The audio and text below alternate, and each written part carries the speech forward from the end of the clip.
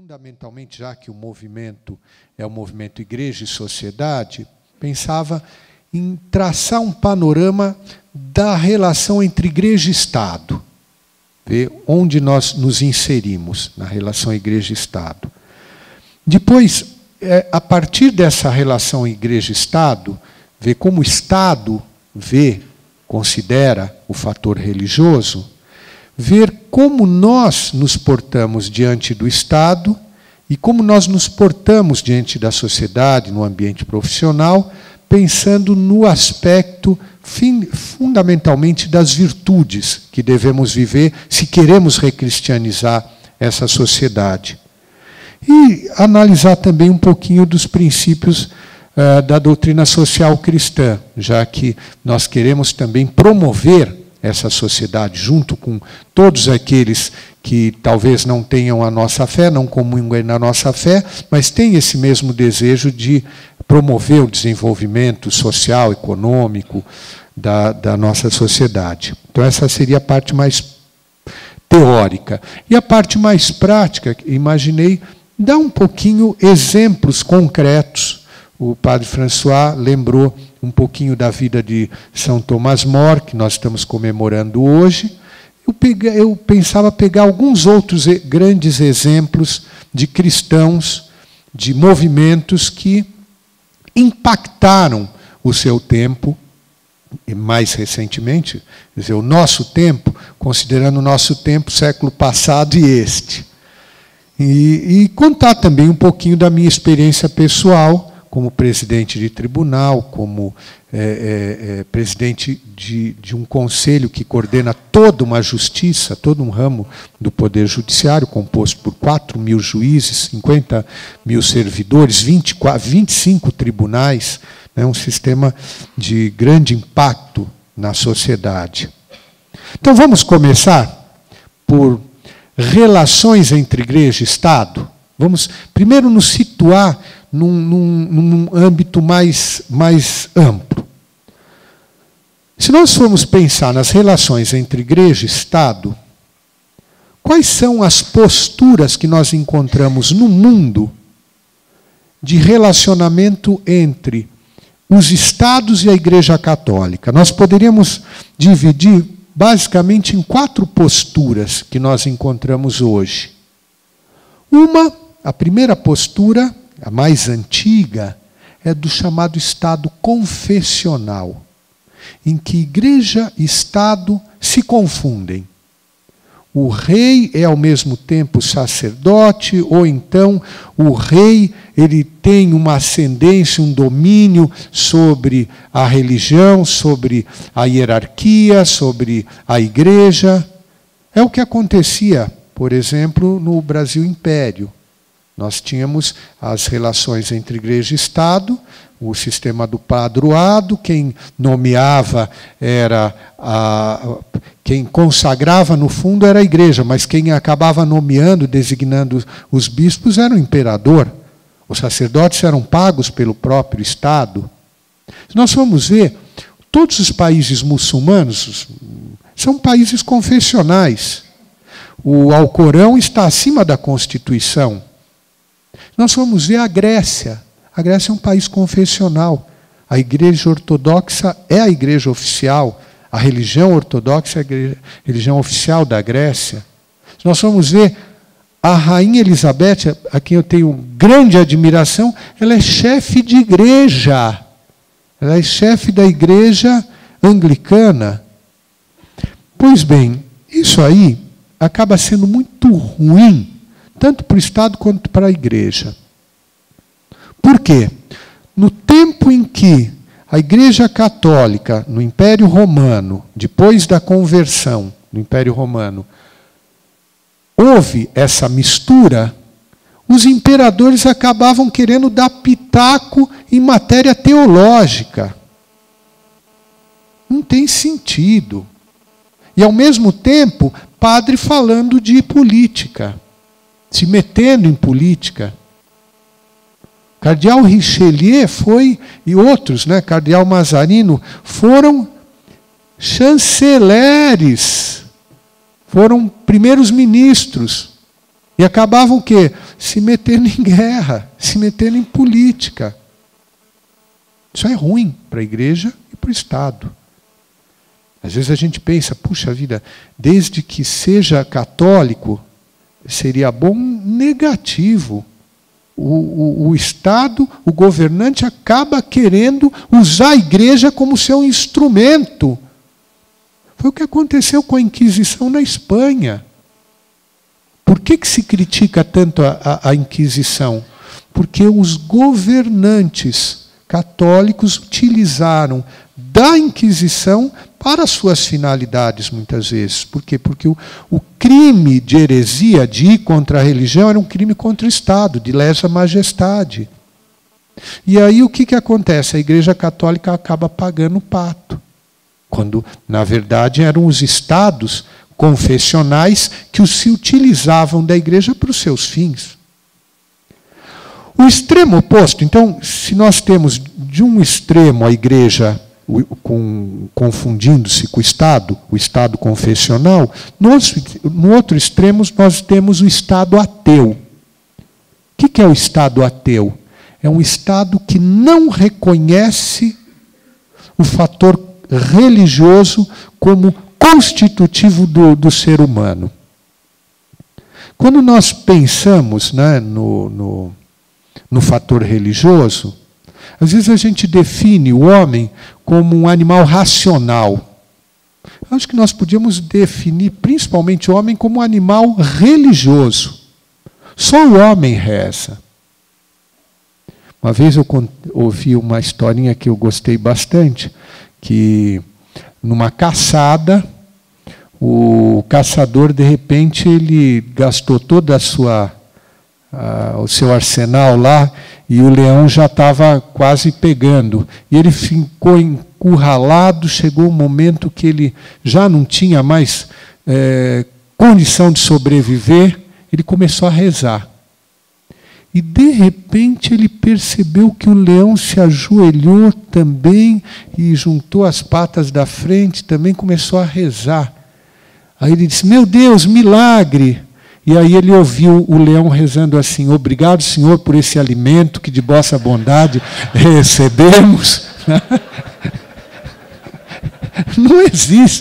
Não existe uma coisa dessa, só o homem reza. Como é que...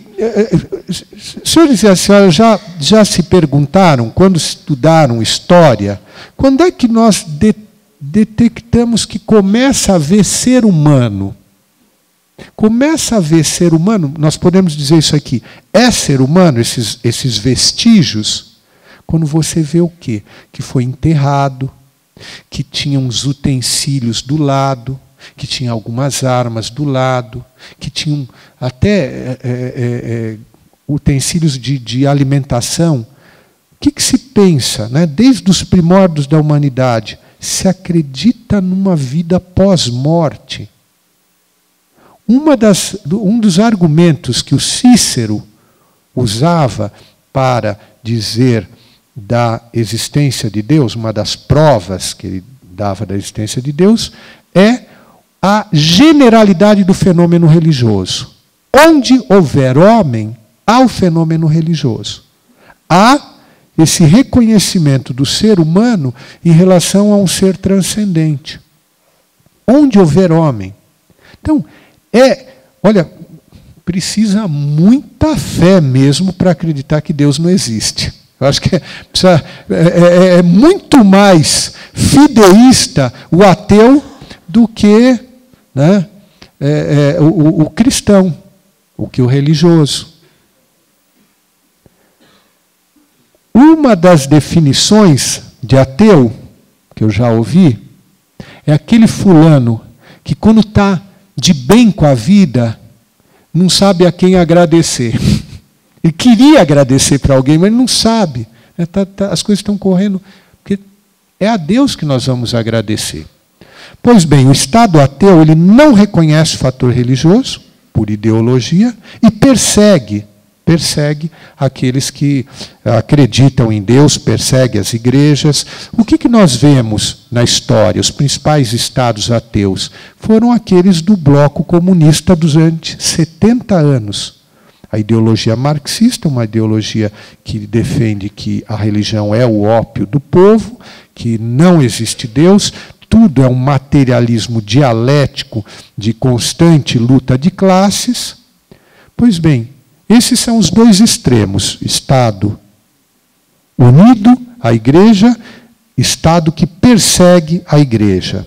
Qual que é o meio termo? É o chamado Estado laico. O que é o Estado laico? É aquele Estado que se caracteriza por três regras básicas da relação entre igreja e Estado. Primeiro, separação entre igreja e Estado. Cada um tem o seu âmbito. Qual que é a função do Estado? Promover o bem comum. Promover o bem comum. Garantir as condições para que cada um de nós consiga atingir o seu bem particular. Então, vai me promover segurança, saúde, educação. Né? Estamos aqui, o nosso secretário de Educação. Quer dizer, essa é a missão do Estado, promover o bem comum. E qual que é a missão da igreja? Conduzir para o céu. Não é fazer justiça social, por exemplo. A justiça social, nós vamos promover, nós leigos, não cabe à igreja.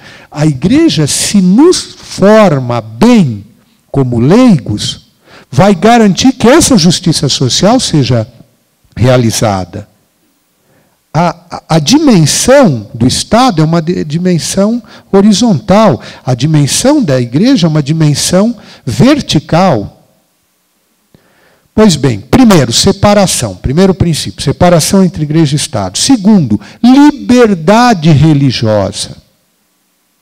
Não cabe ao Estado impor uma religião a nenhum de nós. Não cabe. O Estado tem que respeitar a nossa liberdade de consciência. Como também não cabe a nenhum de nós impor a religião a quem quer que seja. Vejam que interessante, no caso da Igreja Católica, nós temos 2 sacramentos ligados a ao nosso ingresso na igreja: o batismo e a crisma. Às vezes tem gente que diz, não, deixa a criança ser batizada quando ela crescer e ela opta. Não, ela é batizada na fé dos pais. Mas no momento em que ela tiver maturidade, tiver a idade da razão, ela vai escolher, ela vai ser crismada, ela vai dar continuidade àquilo que é a fé dos pais. Pois bem, liberdade religiosa. E o terceiro princípio, cooperação entre igreja e Estado. Não é união de igreja e Estado, mas cooperação, cada um na sua esfera. O que nós temos, por exemplo, no Brasil? As Forças Armadas não contam com serviço religioso? E aí tem lá, vai ter um padre, vai ter um capelão protestante, né? Vai ter um rabino, vai poder ter um rabino. Então, há essa cooperação, esse reconhecimento. Nos hospitais, né, o serviço religioso, a isenção, né, a imunidade tributária, a preservação do patrimônio cultural que a igreja são, né, nós vemos, né, todo o patrimônio cultural que nós temos das obras religiosas. Pois bem, o quarto tipo de relação entre igreja e Estado é o que mais nos preocupa, mais do que o Estado ateu. Porque o Estado ateu, ele diz claramente que é ateu. Ele diz claramente que não reconhece o fator religioso. Agora, existe um quarto tipo, que é o Estado laicista. É aquele Estado que se diz Estado laico. Não, aqui é o Estado laico, a laicidade do Estado que exige que a igreja não se pronuncie sobre determinados temas. Que que o cristão não tenha foro de cidadania no debate social, político, econômico. Não, você não pode falar disso aqui porque você está defendendo a tua fé. Isso aí é só da tua religião. Você está querendo impor o teu valor à sociedade. Quando nós temos questões como aborto, questões como divórcio, questão como a união homoafetiva, como qualquer cidadão, o católico tem direito de defender os seus pontos de vista. Como qualquer cidadão do Estado que tem os seus direitos políticos, os seus direitos sociais, os seus direitos em todas as esferas. Mas o Estado laicista é aquele que diz: religião é para o foro privado, é o foro íntimo. Você pode... Eu lembro que, na época do regime militar, o Milor Fernandes, ele fazia uma tirinha na revista Veja, que ele dizia assim: livre pensar, é só pensar. Você podia entender em vários sentidos, mas num sentido mais do que ele queria dizer, livre pensar, mas só pensa, não escreve, não fala, não canta, não diz. Isso não existe. Né? Quer dizer, o Thomas Woods, cientista social, filósofo americano, recentemente, ele dizia: o último preconceito admitido no Ocidente é contra a Igreja Católica. Se você fizer qualquer comentário que possa ser tido como racista, você está preso. Qualquer comentário que você faça contra, que seja crítica ao islamismo, você pode estar sendo perseguido como Salman Rushdie foi com os versos satânicos dele. Qualquer comentário que você faça em relação à união homoafetiva, você está sendo taxado de homofóbico e vai ser perseguido. Agora, você assiste em São Paulo a uma passeata de orgulho gay e você vê ostensivamente ofensas aos símbolos e valores cristãos. E aí não pode dizer nada, porque a liberdade de pensamento, a liberdade de expressão. Esses são os vieses do Estado laicista. O cristão não tem foro de cidadania. O cristão passa a não poder falar e defender publicamente os seus valores. Mas também, no que às vezes os cristãos erram quando expõem os seus pontos de vista em vários dos temas? Claro que nós podemos perfeitamente ser politicamente incorretos. Aliás, somos politicamente incorretos, porque não nos deixamos patrulhar. Mas o que eu vou dizer agora, eu disse no Senado Federal, a pedido do movimento, a Frente Parlamentar Evangélica. Então, deputados e senadores queriam que eu falasse um pouquinho sobre o Estado laico e liberdade religiosa. Eu dizia: sabe onde que nós erramos, muitas vezes? Exatamente quando usamos argumentos bíblicos, argumentos de autoridade, para defender pontos de vista de moral. O próprio São Tomás de Aquino é interessante, ele tem duas sumas. Ele não tem só a Suma Teológica, ele tem a Suma Contra Gentiles. E a Suma Contra Gentiles era uma suma dedicada principalmente, né, tensionava ele, à conversão de judeus e muçulmanos. E quando você vai discutir com alguém que não tem a tua fé, você não pode usar como argumento principal: bom, a Bíblia diz isso, o Gênesis diz aquilo, o Evangelho diz esse outro. Não. Qual que é o nosso ponto comum? Também não vai ser o Alcorão. O nosso ponto comum é a moral natural, é o direito natural. Eu digo muitas vezes que o maior, vamos dizer assim, o mais antigo, o principal, a principal declaração universal dos direitos humanos, a mais antiga, qual que é? O Decálogo, os 10 mandamentos. Os 10 mandamentos não são, como dizem alguns, não, isso aí é coisa de vocês, católicos. Não. E não é nem só nossa, é dos judeus também. Não é só uma tradição judaico-cristã. Os 10 mandamentos são o manual de instrução do ser humano. Como é que funciona essa maquininha ser humano? Como é que eu quero que funcione bem? Acabo aqui o Valeriano, cadê o Valeriano aqui? O Valeriano é lá do PROCON, né? O secretário do PROCON.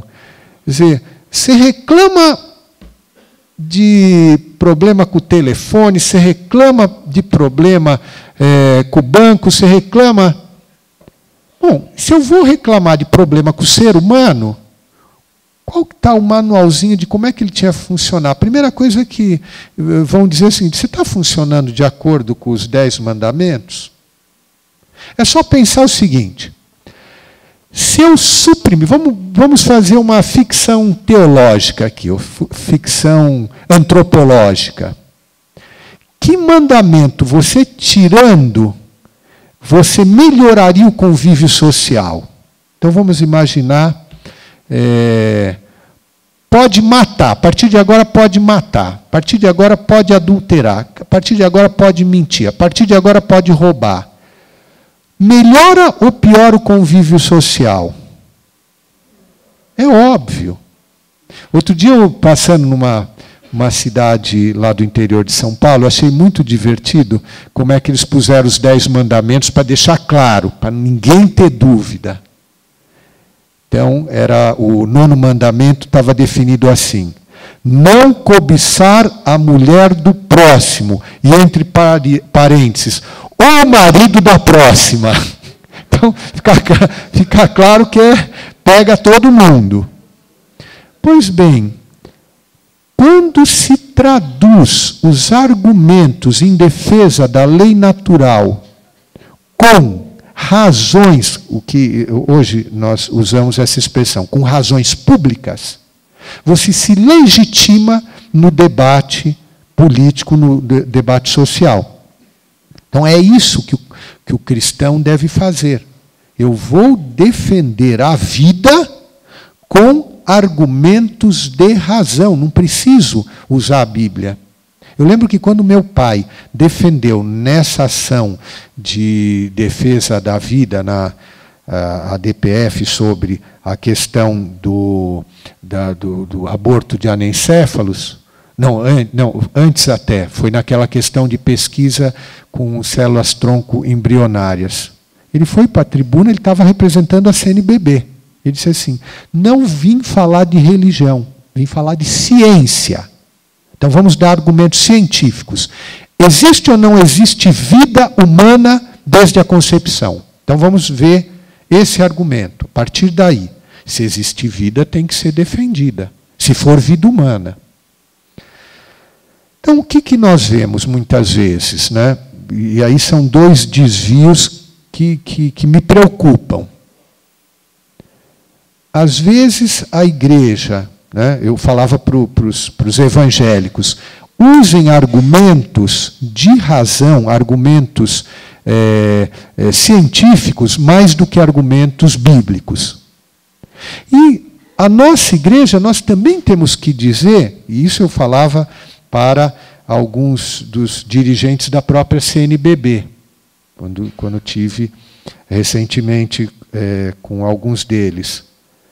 Antes de soltar nota criticando reforma previdenciária, reforma trabalhista, fale conosco, leigos, que estamos diretamente ligados e trabalhando nessas áreas. Por quê? Porque nós conhecemos melhor do que os religiosos, do que os sacerdotes, do que os bispos. Por quê? Porque às vezes, sabe o que acaba acontecendo? Da mesma forma que um evangélico que esgrime lá a Bíblia acaba não se legitimando na comunidade política, também a igreja, a CNBB, acaba se deslegitimando. Por quê? Porque você vai ver os argumentos que são colocados, do ponto de vista científico, do ponto de vista da razão, são fracos. São fracos. Você começa, um economista começa a ler, um jurista começa a ler e diz assim, pô. Então essas coisas nós temos que cuidar mais. Aqui quase que uma autocrítica, né? Nossa, quer como católicos, quer como evangélicos. Também, cada um de nós como leigo, também fala por si, nenhum de nós fala pela igreja. Vejam que interessante, um mau exemplo nosso, profissional, vamos dizer assim, que eu sou lá na paróquia, eu sou ministro da Eucaristia, eu sou o leitor da leitura da missa, eu sou sacristão, sou isso, aquilo, no fim de semana. Durante a semana eu trabalho aqui na vara do trabalho, sou funcionário lá da Justiça do Trabalho, sou funcionário do PROCON, sou funcionário disso, sou funcionário, trabalho naquela empresa. Se a gente não realiza um trabalho bom, competente, coerente, dá vontade de dizer assim, por favor, seja menos católico, você está dando mau testemunho, você está dando mau exemplo. É interessante, né? Eu falava com o Dr. Limonge há pouco, um dos princípios básicos do Código de Ética da Magistratura Nacional é o princípio da integridade. O juiz, ele tem que viver na sua vida pessoal a justiça que ele vai distribuir. Senão, como é que você vai confiar no juiz? Principalmente em cidade pequena, que você conhece ele de outros ambientes, você diz, esse camarada está vivendo assim, está fazendo isso aqui, e ele vai julgar o meu processo? Olha, toga como batina não transforma ninguém. O hábito não faz o monge. Se você colocar a toga, não te transforma em super-herói. E o fato de tirar a toga, você não tem direito, o juiz não tem direito de dizer assim, a minha vida privada é lá comigo. Não é lá contigo, não. É interessante, o artigo 15 e 16 do Código de Ética da Magistratura Nacional não permite ao juiz ter uma conduta que possa gerar na população qualquer desconfiança quanto à retidão com que ele vai exercer a sua magistratura. Eu sou professor de deontologia jurídica na Escola Nacional de Magistratura Trabalhista, eu digo, para aqueles juízes que estão ingressando na carreira, acabaram de passar no concurso e vão lá para a nossa escola. Eu digo, se você não estiver disposto a viver na sua vida pessoal, a lutar por viver, você pode ter seus erros, mas você não compactua com esses erros. Você não está disposto a viver essa mesma justiça na tua vida pessoal, faz que nem o filme Tropa de Elite. Pede para sair. Pede para sair. Porque você vai ser infeliz. Você vai fazer os outros infelizes e você vai ser infeliz. Um juiz que você espera? Um juiz que vai lá dar a sua sentença, vai dar a sua decisão, põe a toga, né? Solta aquele discurso, aquela decisão aparentemente ponderada, depois tira a toga, está sendo infiel à mulher, está tão preocupado com a carreira que esqueceu que o filho está se drogando, esqueceu que a filha está se prostituindo, não assina a carteira de trabalho da empregada doméstica. Né? Pô, imagina se fosse um juiz do trabalho, aí é o fim da linha. Pois bem, isso as pessoas cobram. Comentávamos há pouco, né? Eu passei 2 anos como conselheiro do CNJ. Quantos juízes nós não afastamos exatamente por causa dessa incongruência?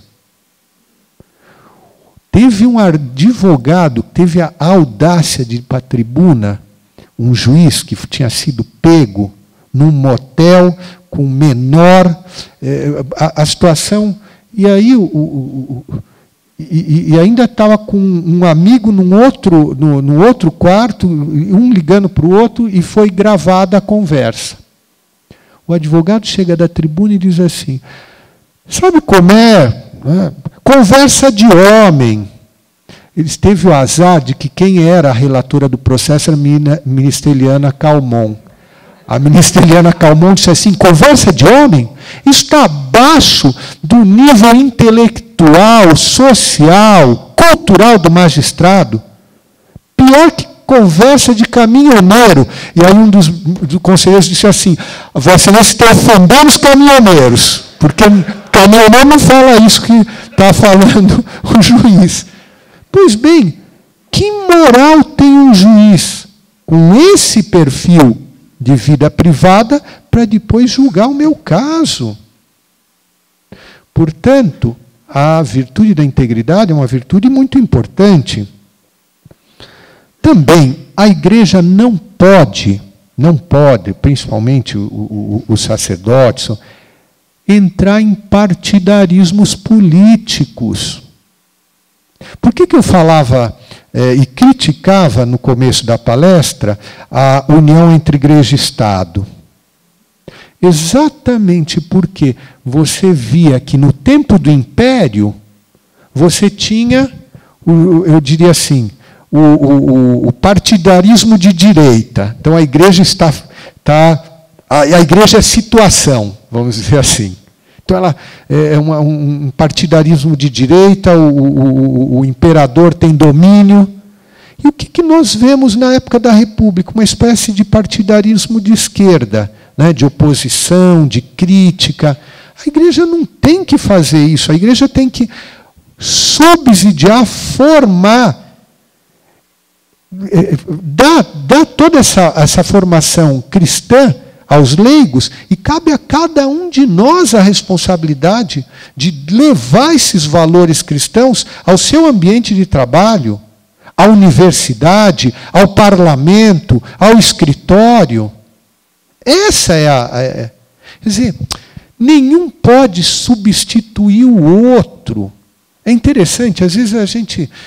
dizem que a crise dos 40, o cara que é casado já não queria mais estar casado, o cara que era solteiro já não queria... O cara que está solteiro queria estar com a fulana, o advogado queria ser engenheiro, o engenheiro queria ser médico.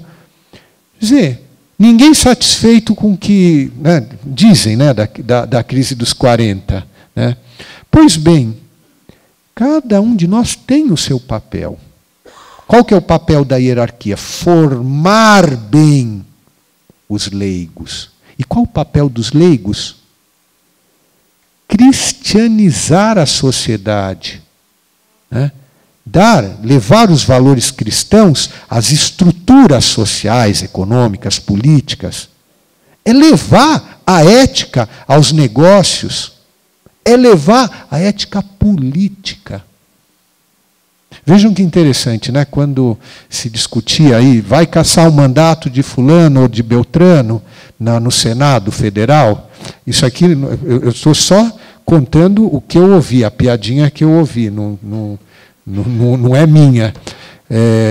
Acho que foi até do Milor Fernandes, ele dizia assim, um determinado senador havia sido absolvido. Né? Ele disse assim, olha, o maior oxímoro da língua portuguesa é Comissão de Ética do Senado. Porque se é do Senado, não pode ser de ética. Se for de ética, não pode ser do Senado. O que é oxímoro? A combinação de palavras contraditórias. Um ilustre desconhecido. né? Comissão de Ética do Senado. Não, nós temos que fazer com que o nosso Senado, com que a nossa Câmara vivam esses princípios, esses valores cristãos. Não se pode, quer dizer, o católico, o cristão, não pode desistir da política e dizer assim, não, está tudo podre, né? Basta ver o que aparece no noticiário. Né?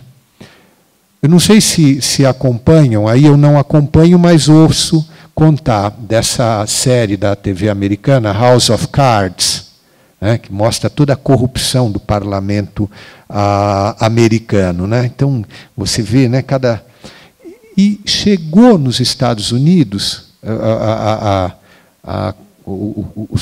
as denúncias de corrupção do nosso parlamento chegaram de tal forma aos Estados Unidos que eles fizeram uma pequena sátira no último episódio. Dizia, até em português, com o Brasil não dá para competir. O nosso House of Cards é fichinha perto do que acontece no Brasil. Pois bem, diante desse quadro, nós vamos simplesmente cruzar os braços e dizer, que fazer? Não, que fazer não. Vamos fazer aquilo a partir de eleições, a partir de quem se dispõe a defender esses ideais. Tá? Então, essa, no meu modo de ver, é a verdadeira laicidade do Estado. É essa separação em que cada um cumpre a sua missão. O clero nos forma bem como cristãos e nós defendemos bem esses valores cristãos em todos os fóruns, em todas as situações. Pois bem, eu tinha combinado aqui com a organização que eu iria até o fim, depois a gente encerra, porque se for fazer o intervalo, dispersa. Pode ser? Então, o segundo ponto que eu queria tratar aqui, então, primeiro, ficou claro quais são as relações entre igreja e Estado e o que é o ideal do Estado laico. E como detectar o que está havendo de Estado laicista. Porque o nosso Estado nem é confessional, nem ateu. Nós queremos que ele seja um Estado laico, mas ele tem seus vieses laicistas. Tá? Pois bem, para a gente entender um pouquinho a importância desse fator religioso e que está sendo perdido, está sendo querido ser colocado como algo só privado, algo só do foro pessoal, vamos pensar um pouquinho quais são as bases da nossa civilização ocidental. Então, esse é o segundo tópico que eu queria tratar aqui. Se nós quiséssemos identificar, dizem na geometria, o que define um plano são 3 pontos. Pelo menos você tem que ter 3 pontos para definir um plano. Quais seriam, então, o tripé de sustentação da civilização ocidental? Basicamente, filosofia grega, religião cristã e direito romano.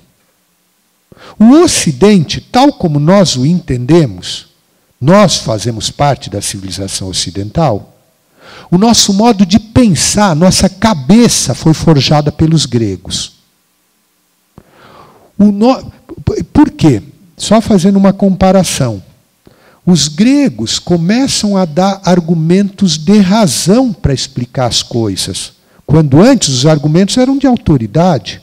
Você compara a antiguidade oriental com a antiguidade clássica, surge, né, a tentativa de explicar a realidade que não seja mitológica.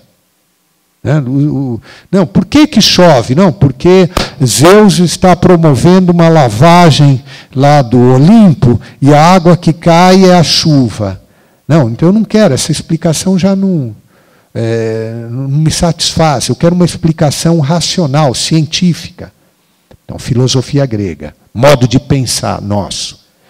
Religião cristã, ela dá os valores, os nossos valores, o nosso universo, nosso firmamento de valores. aquilo que nos faz, né? O Dr. Limonge me ofereceu um livro sobre o sentido da vida, o que dá o sentido da nossa existência. E o direito romano é a estruturação da nossa sociedade. É interessante, um dos livros de meu pai foi traduzido em várias línguas, romeno, até essas línguas mais exóticas, russo. E quando foi para ser publicado na China, era uma visão do mundo contemporâneo. Eles pediram para retirar o capítulo de direitos humanos. Isso aqui não condiz aqui com o nosso sistema, direitos humanos. Né? Então mostra que o direito romano ele estrutura a sociedade a ponto de nos dar segurança para viver. Eu não dependo do Estado, eu dependo da lei. A lei não é o governante. O governante está sob a lei. Pois bem, por que eu digo que esse é o tripé sobre o qual se apoia a civilização ocidental? Porque esse conjunto de valores, se nós formos pegar, como Arnold Toynbee falava num estudo da história, das várias civilizações como âmbitos diferentes de valores, o que nós vemos? Por exemplo, comparando a nossa civilização ocidental com a civilização hindu. A civilização hindu é baseada numa concepção religiosa de castas. Concepção cristã. Todos somos filhos de Deus. Isso dá a nossa igualdade entre nós e entre homens e mulheres. Todos fomos criados à imagem e semelhança de Deus. Como é que é a concepção hindu? Aqueles que descendem da cabeça de Brahma têm mais direitos, aqueles que descendem do pescoço de Brahma menos, aqueles que descendem dos braços de Brahma menos ainda, e aqueles que descendem dos pés de Brahma os que têm mais obrigações e menos direitos. E são castas estanques, você não tem como passar de uma para outra. Só com a morte e reencarnação. Vocês percebem como, dependendo da concepção religiosa, você vai ter valores e um direito diferente? O islamismo. O próprio islamismo, a concepção da mulher é diferente do homem. A mulher é vista muito mais como um objeto do que com o mesmo nível de igualdade. E todos os movimentos que você tem em estados islâmicos de uma igualdade maior são muitas vezes sufocados. O sistema, quem já leu o livro do Grandes Sistemas do Direito Contemporâneo do René Davy sabe, o sistema sino-japonês é interessante também. Por quê? Porque você vê que o argumento de autoridade é o principal. Tanto que o respeito aos ancestrais, o respeito às autoridades é total. E você tem pouquíssimos, se você estuda um pouquinho de direito, o sistema chinês, o sistema japonês, aqui no Brasil nós temos, doutor Sebastião, 3 milhões de ações trabalhistas por ano. Na China você não tem praticamente ação, por quê? Porque ou você se submete à autoridade do outro, ou você se concilia. Mas são pouquíssimas. Para o japonês, é vergonhoso não só ser demandado, é demandar. Parece que você não quer se acertar com o outro. Então, vocês veem que são ordens de valores diferentes. Pois bem, o que está acontecendo com a nossa civilização ocidental? Ela está se descristianizando. Está se descristianizando. E como é que a gente percebe isso? Quando esses valores principais, que são o direito à vida, o respeito à liberdade religiosa, a concepção antropológica do ser humano como homem e mulher, seres complementares que da união e do amor desse homem e da mulher gera-se a vida. Quer dizer, a sociedade depende do matrimônio para continuar existindo. Pois bem, esses valores passam a ser desprezados, contestados, em nome de uma nova era. De uma nova era. Outro dia eu assisti uma palestra de um colega meu, procurador.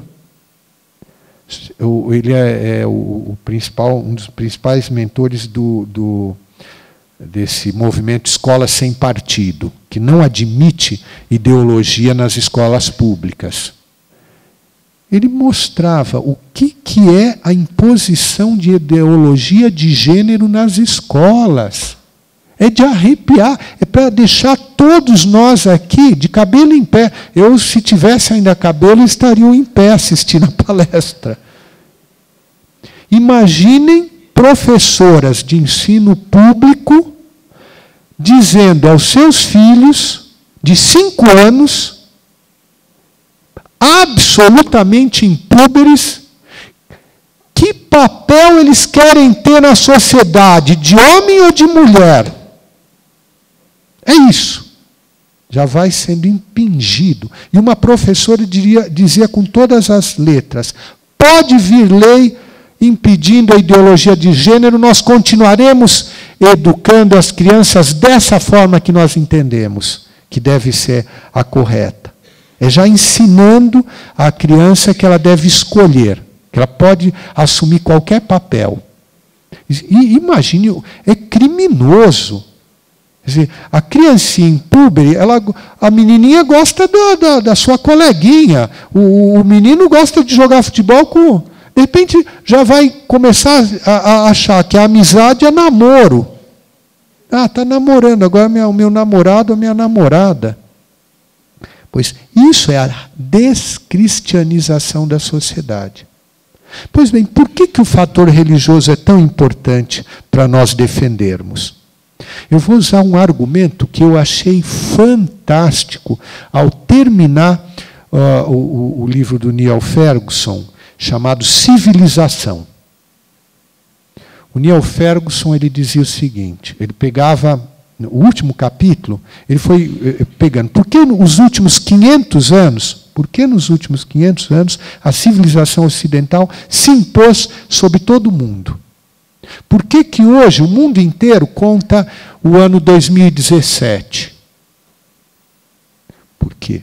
Porque os valores cristãos, a mensagem cristã, Cristo deixou uma marca indelével na humanidade.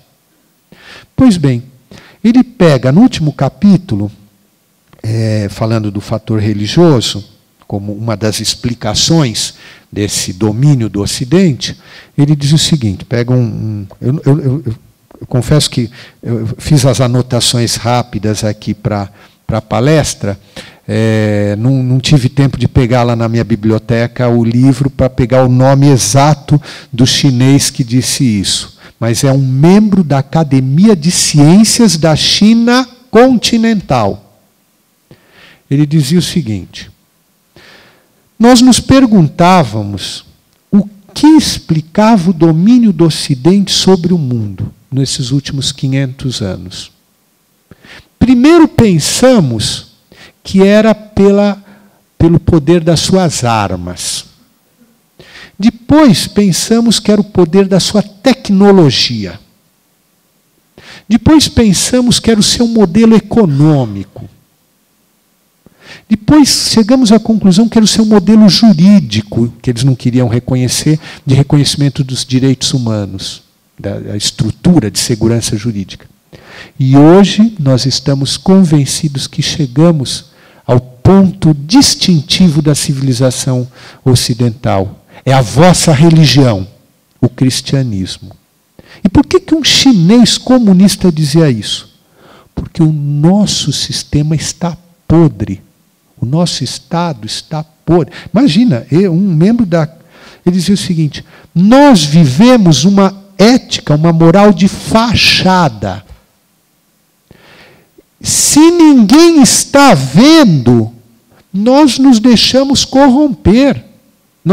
É aquilo, se ninguém está vendo, eu roubo, eu furto, eu engano. Então, eu não posso ser pego. Vocês, com a sua religião, ou a sua religião, consegue infundir na pessoa um desejo interior de retidão moral. Por que eu digo que nós estamos nos paganizando? Por que eu digo que nós estamos nos descristianizando? Porque nós vemos esse ambiente de corrupção. Esse ambiente de corrupção significa que muita gente está realmente vivendo uma moral de fachada. Agora, a maioria da população não é assim. As pessoas procuram ser honestas, as pessoas procuram ser retas. Outro dia eu perdi o meu HD externo no aeroporto de São Paulo. Eu já tinha dado por perdido. Eu estava com um sacerdote amigo nosso, do padre François, o padre Rafael Moraes, e o padre Rafael já tinha entrado no aeroporto, no avião, quando eu dei conta que eu tinha perdido. Eu digo, meu Deus, perdi. Né? E estava tudo lá e não tem nome e tal. Ives, reza. E acredita que há pessoas honestas. Eu rezei, 3 dias depois, e ligava, mas liga lá para o Achados e Perdidos. Durante 3 dias eu ligava lá para o Achados e Perdidos de Congonhas. No 3º dia, um office boy encontrou na rua o HD externo, no próprio dia que eu tinha perdido, foi lá, primeiro pegou, depois, quando voltou de novo para passar pelo aeroporto, foi lá, deixou nos Achados e Perdidos, no 3º dia eu encontrei. Por um lado, eu agradeci, pedi a intercessão de um sacerdote que eu conheci, que já faleceu e que foi beatificado, Dom Álvaro Del Portillo, fiz a minha oração a ele, fiz a minha parte, ligar lá para Achados e Perdidos, mas também confiei de que há gente honesta nessa terra, e muito mais gente honesta do que desonestos.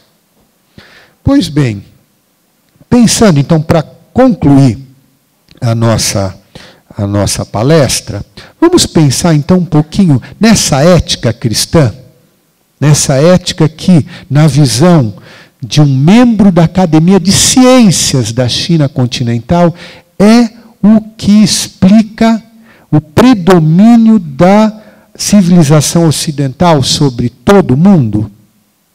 Então, essa moral cristã, até a Liliane, a nossa cerimonialista aqui, ela trouxe alguns dos livros que um livro que eu escrevi exatamente para um pouco desenvolver essa questão da nossa moral, da nossa ética.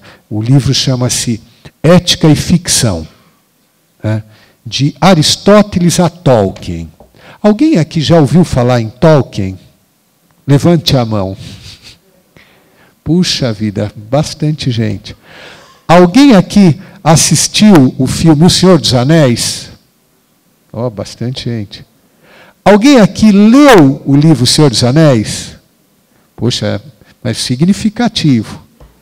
Pois bem, o que eu procurei fazer nesse livro foi exatamente tratar das virtudes cristãs, das virtudes humanas, mas em vez de ficar dando exemplo pessoal, real, eu peguei a literatura e o cinema. Então vamos pegar na literatura e no cinema exemplos de bons ou maus exemplos. Pois bem, o que eu procuro colocar inicialmente nesse livro? Aquilo que é o grande dilema nosso em matéria de moral. Qual que é o nosso dilema? É que existem muitas morais. Existem muitas morais.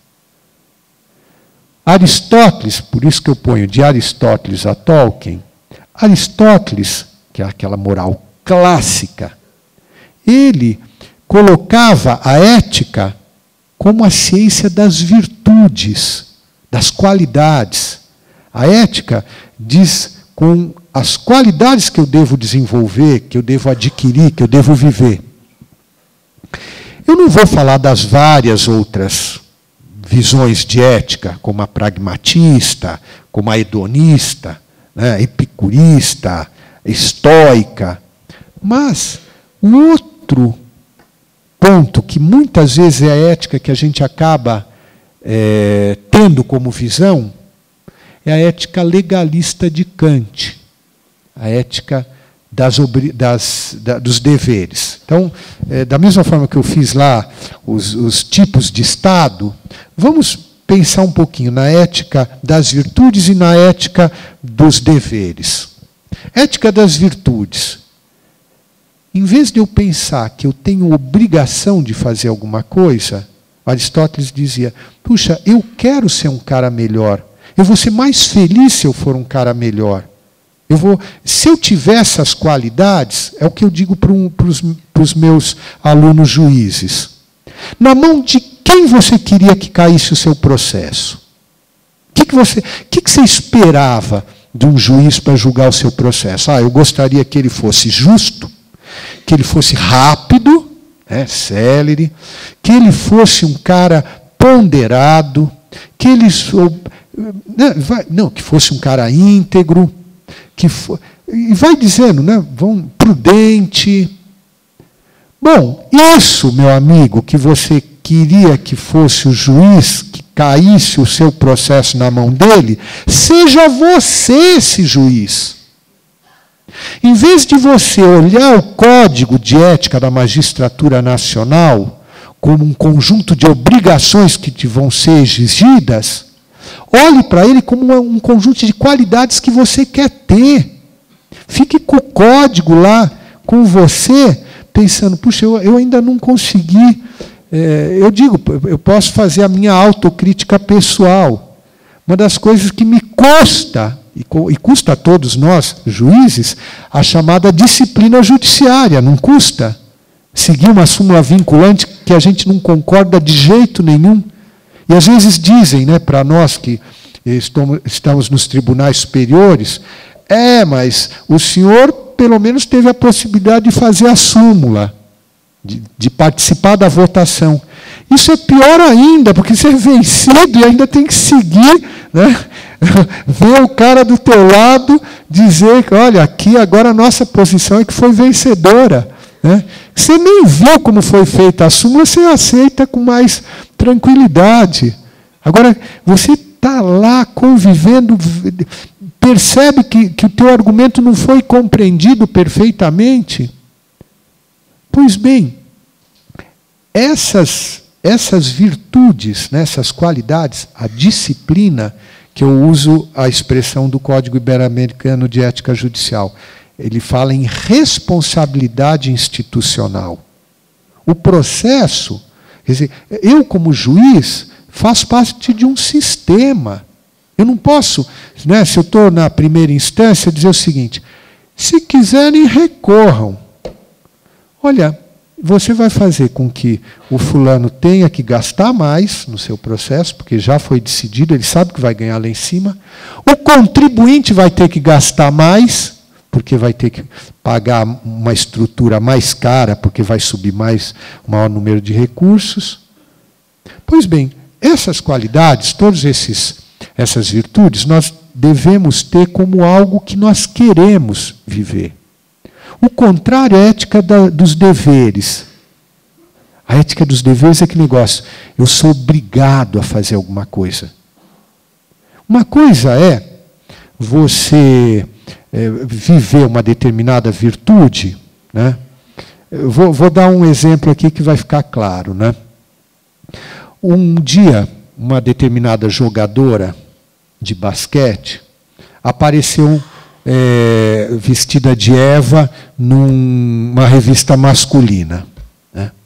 E a outra colega dela, quando viu aquilo, disse assim, que absurdo, eu nunca faria uma coisa dessas. Aí, quando entrevistaram, precisavam pagar muito. Bom, agora já percebi que o problema é de preço. não é de princípio. Muitas vezes a visão da ética dos deveres é aquele negócio, eu vou me aguentando, né? Que nem aquele fulano que vai para, se diz vegetariano, né? Mas acompanha um amigo lá na churrascaria, né?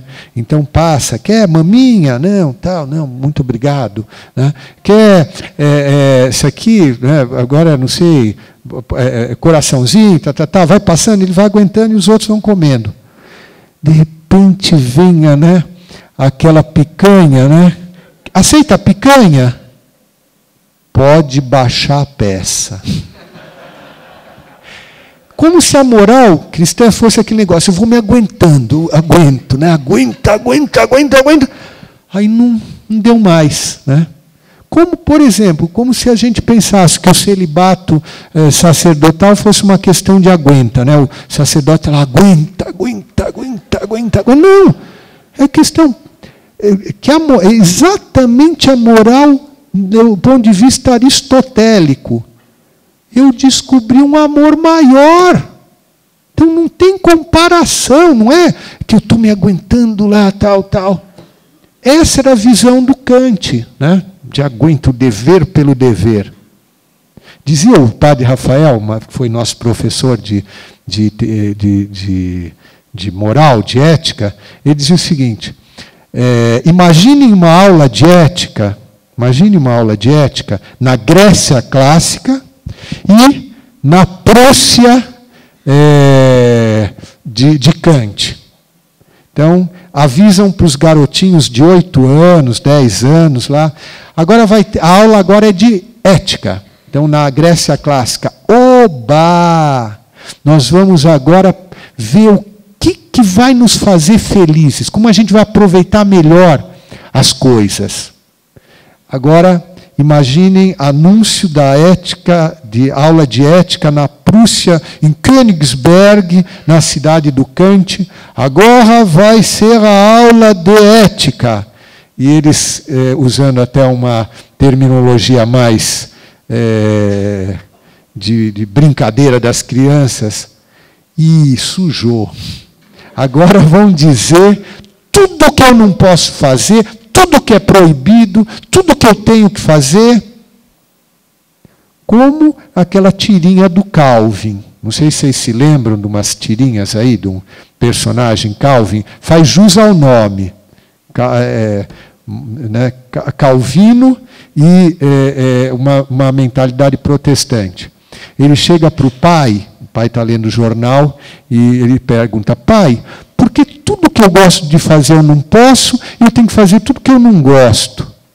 O pai fecha o jornal e olha para o Calvin e diz assim, bem-vindo ao mundo, Calvin. Quer dizer, essa é uma mentalidade distorcida da ética, e é uma mentalidade que nós temos muitas vezes. Pois bem, na mentalidade aristotélica, que São Tomás aproveitou, na mentalidade aristotélica, o cerne das virtudes, dessa ética das virtudes, é nos conduzir à felicidade.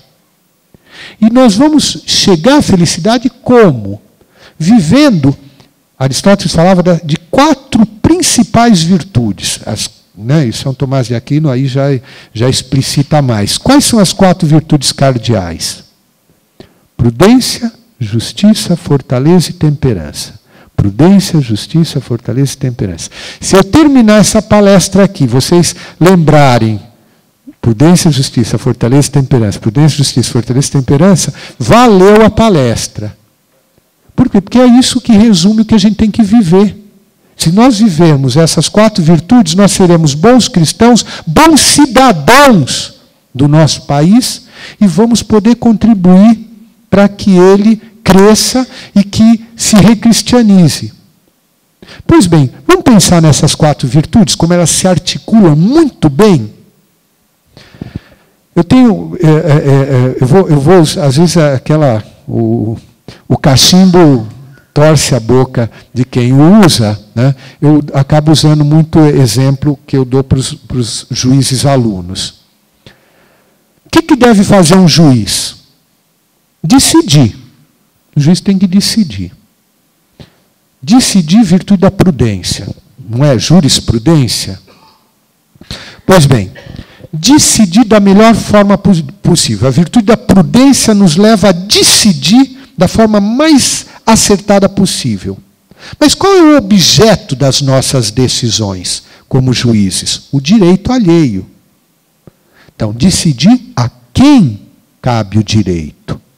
Mas o que atrapalha? O que atrapalha esse nosso decidir? Bem, o direito alheio. São duas tentações que a gente sofre. A tentação do medo e a tentação do desejo.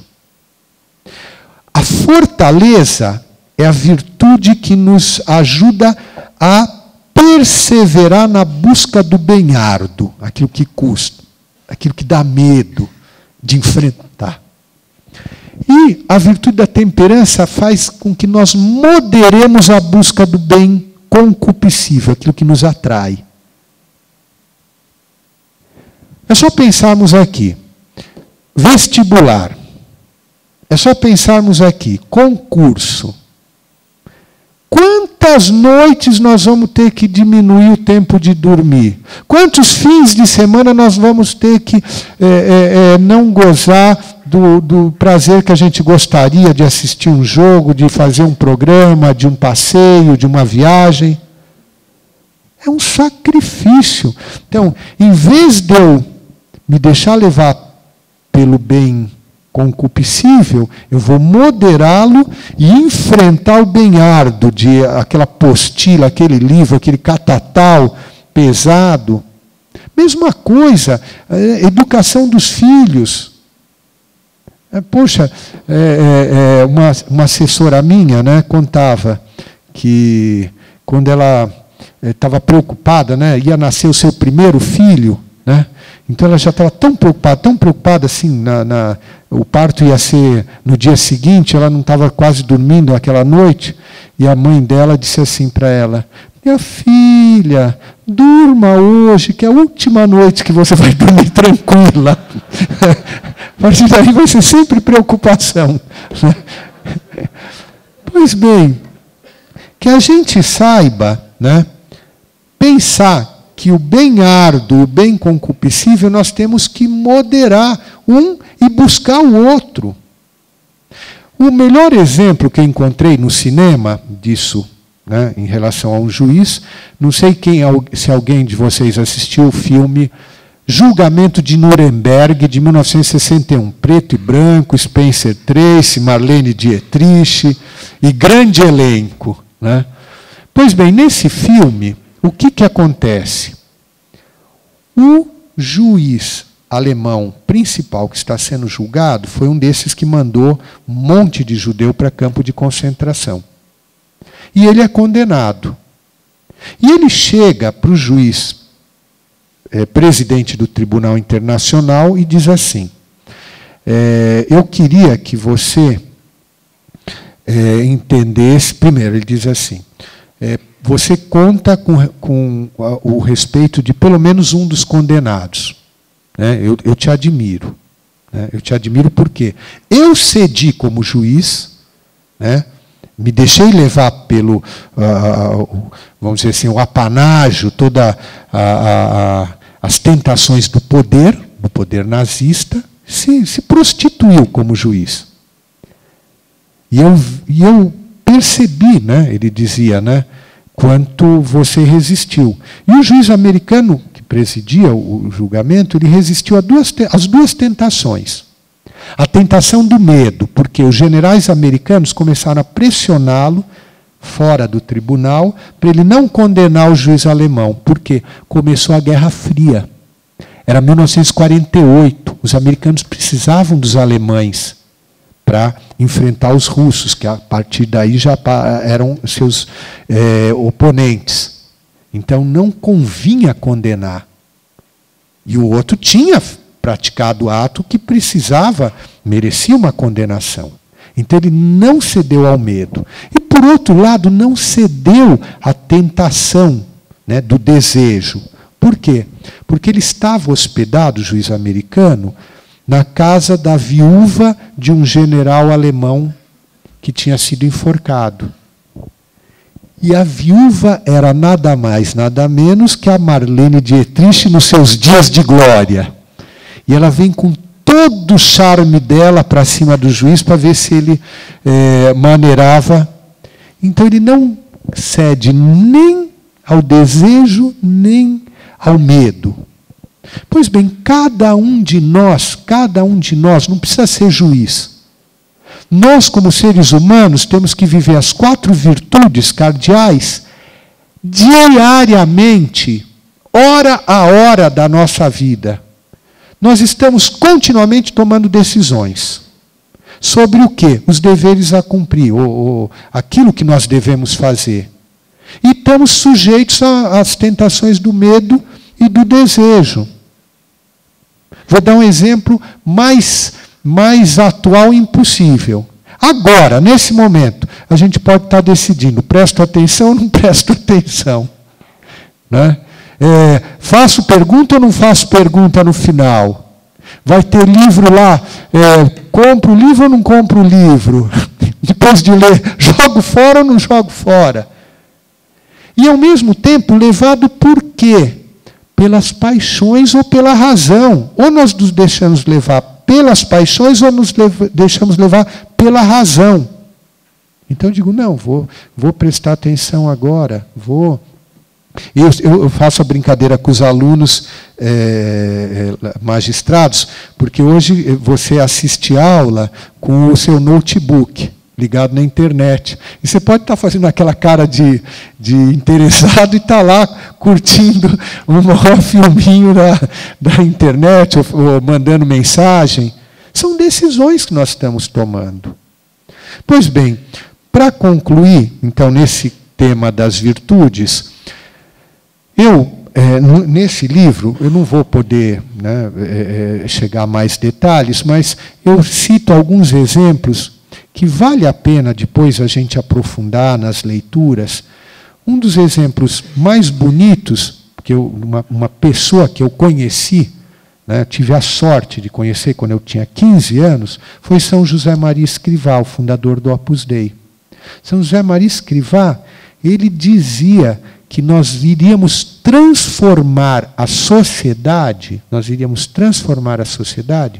através do apostolado da amizade e da confidência. E não é que eu fui depois encontrar, lendo Política de Aristóteles, uma frase em que ele diz que a missão do Estado é fazer dos cidadãos amigos. Já imaginaram isso?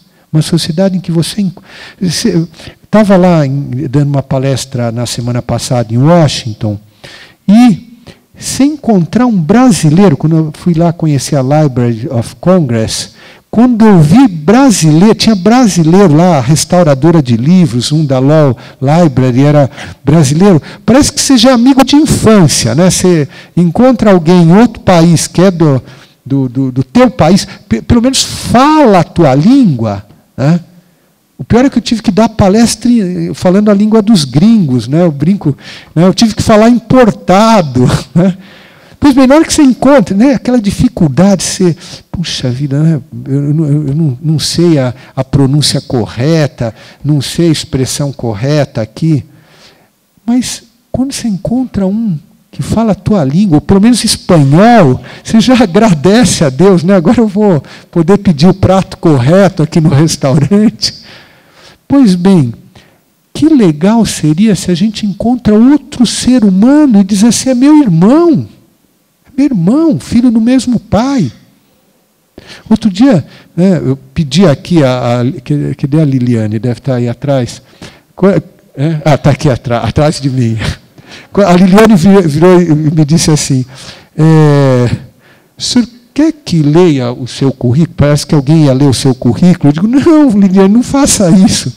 O meu currículo é super simples. Filho de Deus. Você quer? Sou filho do dono do pedaço. Né? É o que a gente é. Né? É o currículo que eu compartilho com todos vocês. Sou filho do dono do universo.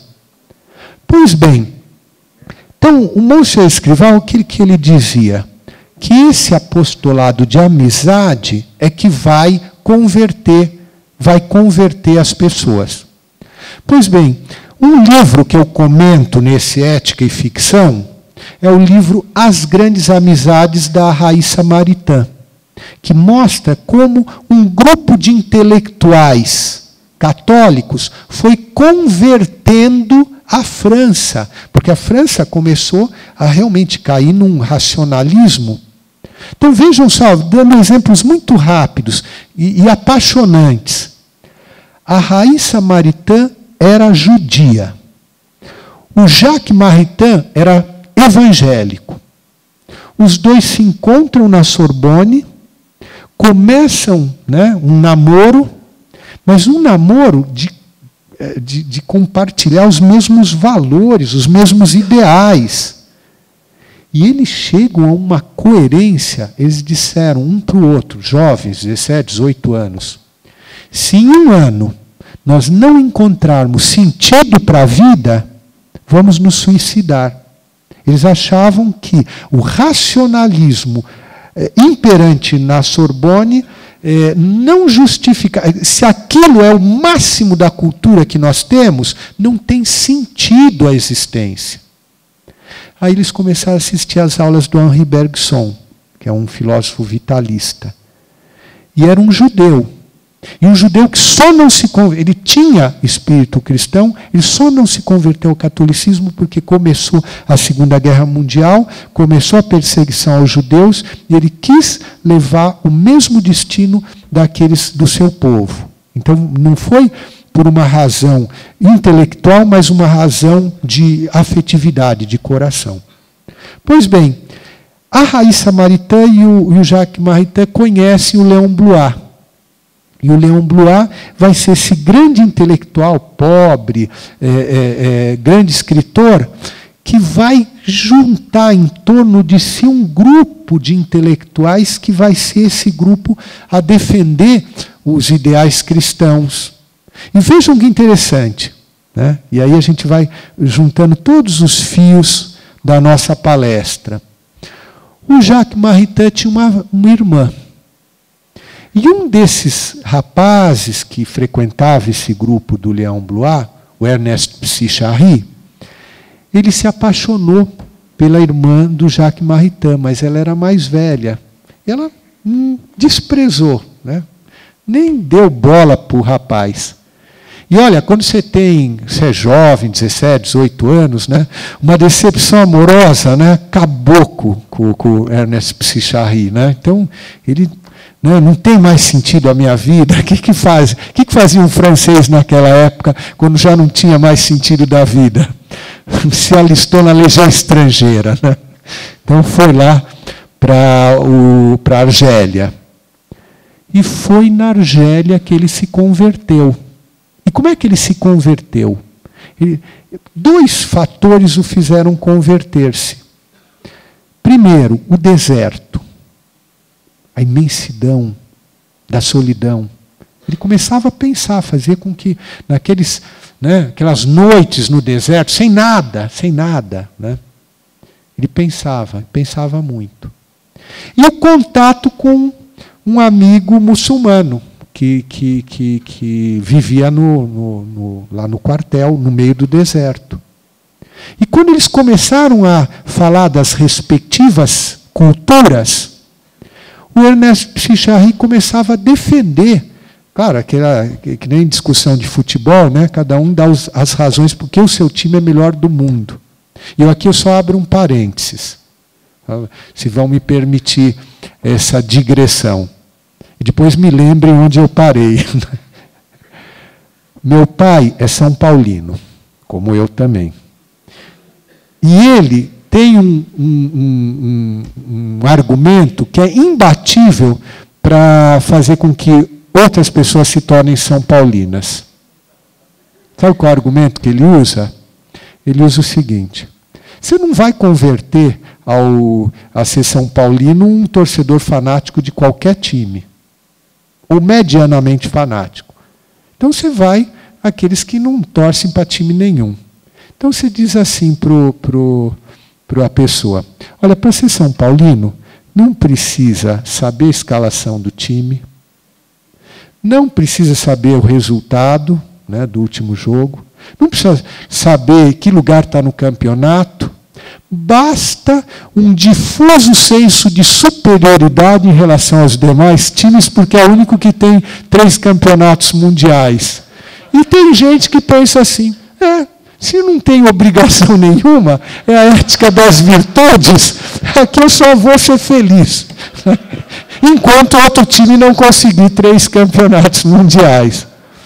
Pois bem, no diálogo do Ernest Psichari com o amigo dele muçulmano, sabe o que ele foi descobrindo aos poucos? Ele foi descobrindo aos poucos que muito do que ele dava como razão de superioridade da civilização ocidental era, no fundo, a superioridade dos valores cristãos, da dignidade da pessoa humana, da criação à imagem e semelhança de Deus, do não olho por olho, dente por dente, do amar, inclusive, os inimigos. E aos poucos ele foi virando torcedor fanático do cristianismo, foi se transformando torcedor fanático da civilização ocidental cristã. E ele morreu por ela. Então nós vemos, né, a história do Ernest Psichari, a história da amizade entre o Tolkien, né, o J.R.R. Tolkien e o C.S. Lewis, que escreveu os Contos de Nárnia, de alguém que vive a fé católica e se preocupa em converter o amigo. Ele conseguiu tirar o amigo do ateísmo, fazer que pelo menos viesse para a igreja da Inglaterra. Não conseguiu que ele se tornasse católico, mas conseguiu fazer com que o valor, o fator religioso fosse importante na vida do Lewis. Outro caso assim fantástico que vale a pena a gente conhecer é a vida do Chesterton. O Chesterton, ele era amigo do peito do Bernard Shaw. Você quer 2 pessoas que pensam mais diferente do que cada um dos 2? Um era o próprio otimismo. Se eu tenho algum momento de depressão, eu pego um pouquinho a ortodoxia do Chesterton, já volto a ficar contente, né? Por exemplo, o Chesterton dizia num dos seus livros, né, no Ortodoxia, né, o Sol nasce todo dia, não é porque existe uma lei física, né, astronômica, que faz com que os astros girem com as forças gravitacionais.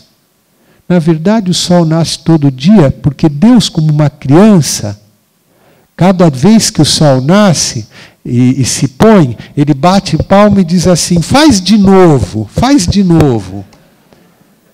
É isso, é uma visão de mundo em que a gente é otimista, que a gente vê o mundo como uma maravilha. Dizia o Chesterton também, mas ele tem cada tirada fantástica. Um dos capítulos chama-se A Moral do País das Fadas, e eu comento aqui no Ética e Ficção. Ele diz assim: o cristianismo me lembra os contos de fadas. A moral dos contos de fadas. E qual que é a moral básica dos contos de fadas? É que a nossa felicidade é uma felicidade condicional. O dia que cada um de nós, essa ficha, não tem mais ficha de telefone, mas eu ainda uso essa imagem, né? O dia que cair essa ficha, a gente vai ser feliz. O que é o princípio da felicidade condicional? Dizia o Chesterton, nos contos de fadas, tudo nos é permitido em condição de alguma coisa que nos é vedada. Por quê? O que é essa coisa que nos é vedada? É para uma espécie de reconhecimento da nossa condição criatural, que nós somos criaturas. Então, dizia o Chesterton, vamos pegar o conto da gata borralheira. Acho que todo mundo conhece, né, o conto da gata borralheira. Então, o que acontece? A fada aparece lá, a fada madrinha, e começa a dar todas as condições para que a gata borralheira possa ir lá na festa que ela tanto queria. Então, transforma a abóbora em carruagem, transforma os ratos em corcéis, transforma o sapo em cocheiro, né? Transforma os trapos dela, de que ela estava vestida, um vestido de noiva, né? Um vestido de festa espetacular. E aí o Chesterton faz a seguinte brincadeira, né? É típica coisa que todos os que são pais ou mães aqui já ouviram dos seus filhos adolescentes ou aborrecentes, né? Está indo para a festa, né? A fada madrinha diz assim: então você pode ir para lá e volte à meia-noite. Tá? Aí a gata borralheira pergunta: ué, por que eu tenho que voltar à meia-noite? Então o Chesterton diz assim: então vamos pôr um diálogo entre a gata borralheira e a fada madrinha. Então a fada madrinha diz assim: tudo bem, por que você tem que voltar à meia-noite? Então, antes de eu te responder, me responda a seguinte pergunta: como é que eu transformei a abóbora em carruagem? Me explica. Me explica o rato virar corcel. Me explica o sapo virar cocheiro. Enquanto está tudo bem para você, você não se pergunta. Agora, alguma coisa que te contraria, você agora quer explicação. O que o Chesterton dizia? O mundo é tão fantástico, a criação é tão maravilhosa, que as condições da existência não vão ser menos fantásticas e incompreensíveis. Se eu não compreendo o mundo tal como ele é, como é que eu vou explicar também as condições desse mundo? Portanto, o que dizia o Chesterton? Toda a moral do País das Fadas, como a moral cristã, está sempre nessa condição. Né? Tu poderás morar num palácio de vidro, desde que não fiques andando com pedras. Tu poderás... E é assim a vida. Tudo nos é concedido em troca de alguma coisa que nos é pedida. O que Deus pediu para Adão e Eva? Só uma coisa, era não comer de um fruto. Mas aí bateu a vontade. Né? Portanto, concluo, né? A nossa missão como leigos, como cristãos, é fundamentalmente a de um testemunho no nosso ambiente familiar, no nosso ambiente profissional, no nosso ambiente social, recebendo, buscando essa formação cristã cada vez mais sólida. Viver não é só receber a formação, é viver essa formação, é pôr em prática, é adquirir e praticar essas virtudes. E não ter medo de ser politicamente incorreto. Eu digo, eu sou politicamente incorreto. Muitas vezes eu digo algumas coisas no meu tribunal, na minha área de atuação, que são desconfortáveis, mesmo tendo que pagar o preço de ser incompreendido. Então nós não podemos perder essa coragem. Se nós procurarmos viver dessa forma, né, ganhando as pessoas pela amizade, compreendendo as pessoas, tentando nos colocar na situação delas, realmente nós vamos transformar essa sociedade, nós vamos recristianizar esse Brasil. Então essa é a minha esperança e essa é a minha mensagem. Muito obrigado.